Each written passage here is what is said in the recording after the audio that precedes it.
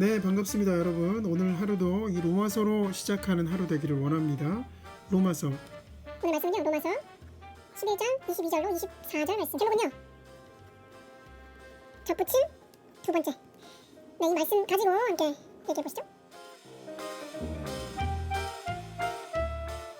자, 접붙임 두 번째 시간이에요. 어떻게 하다 보니까 두 번째 시간으로 제목을 정했습니다. 우리가 어제는요, 바울의 비유에 대해서 얘기했습니다. 바울의 비유, 접붙임 첫 번째 얘기를 했는데요.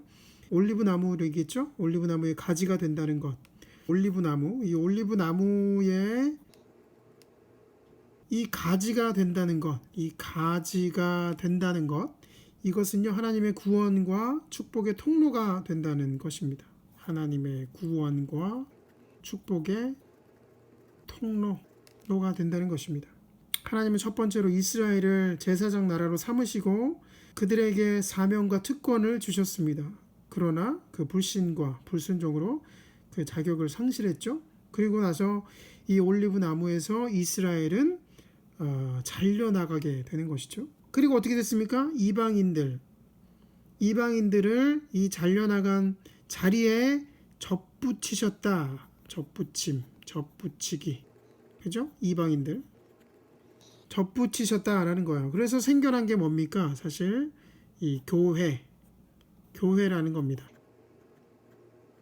이것이 바로 교회라는 것이죠. 이 교회는요, 이방인도 있고 유대인도 있어야 하는 하나님의 통로입니다. 통로.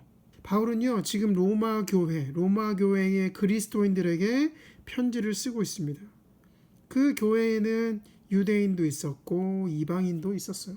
바울은요, 그들에게 이스라엘을 향한 하나님의 계획에 대해서 계속해서 얘기를 하고 있는 것이죠. 교회 안에 있는 그 이방인 그리스도인들, 그들이 이스라엘에 대해서 더 잘 배우고 또 교훈을 얻기 원했던 것입니다. 바울은요, 그들에게 이렇게 또한 강조하고 있는 것이죠. 22절.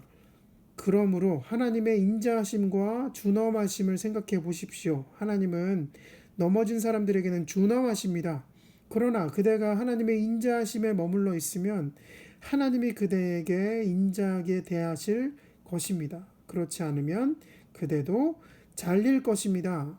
네, 그렇습니다. 바울이 뭐라고 합니까? 하나님의 인자하심과 준엄하심을 생각해 보아라 라는 거예요. 인자하시다, 준엄하시다. 이 준엄하시다라는 건 엄격한 하나님을 나타내는 겁니다. 엄격한.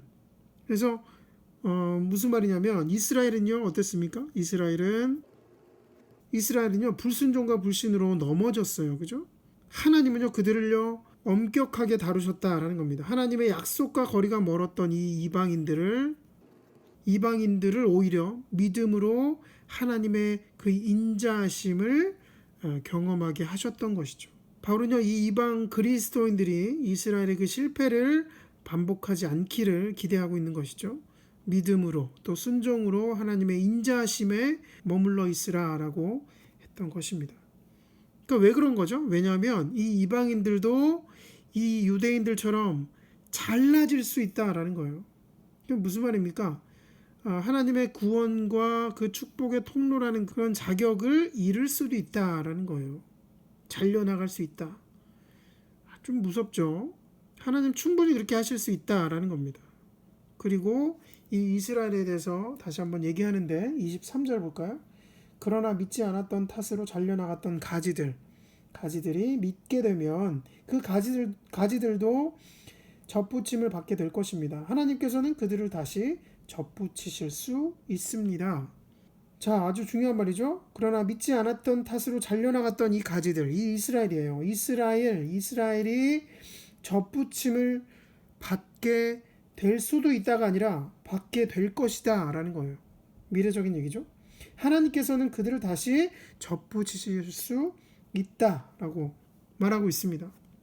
그래요. 분명히요, 하나님은요, 이스라엘을 다시 올리브나무에 접붙이실 것입니다. 말씀대로 이루어질 것입니다. 아마 그때는 그들이 잘못을 뉘우치고 예수님을 믿고 하나님께 돌아오는 그때가 될 것입니다. 여러분, 지난번에 얘기했던 이스라엘의 남은 사람들이 있다 그랬죠? 그래서 남은 사람들이 아직도 여전히 이 가지에 붙어 있다. 그 나무에 붙어 있다 라고 할 수 있는 것이죠.